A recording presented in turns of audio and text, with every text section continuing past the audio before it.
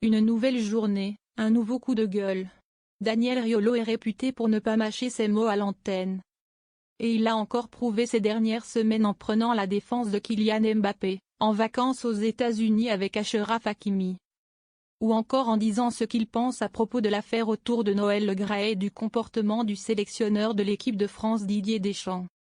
Le journaliste sportif s'est cette fois-ci emporté contre Neymar, le joueur du Paris Saint-Germain.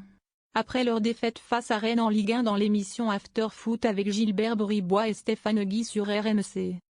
Ce dimanche 15 janvier, Daniel Riolo était en direct dans l'émission l'After Foot sur RMC après la défaite du PSG face à Rennes.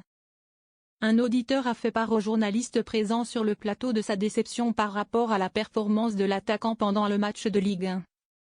Une opinion que partage largement Daniel Riolo. Il a toujours été comme ça, a-t-il commencé à hausser le ton.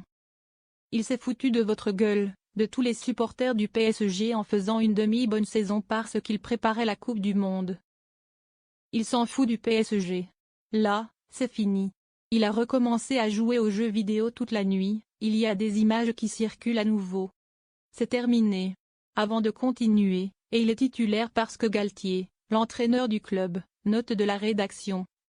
Le grand révolutionnaire, avec Campos, conseiller du club, note de la rédaction, avait dit Messi, on peut, mais non.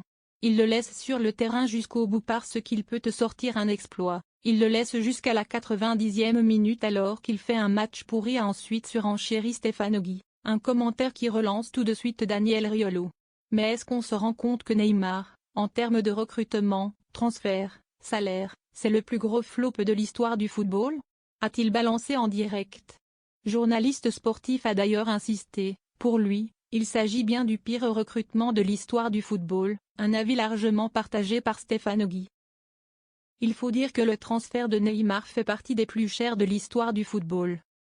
Ce n'est pas parce qu'il a été bon sur 2 matchs, contre l'Atalanta et Leipzig, dans un final 8, que ça va te sauver la vie quoi, il faut se calmer. Et ça suffit à te faire 200 millions? Et 50 millions par an? Mais qu'on arrête de se foutre de notre gueule, a-t-il alors fustigé.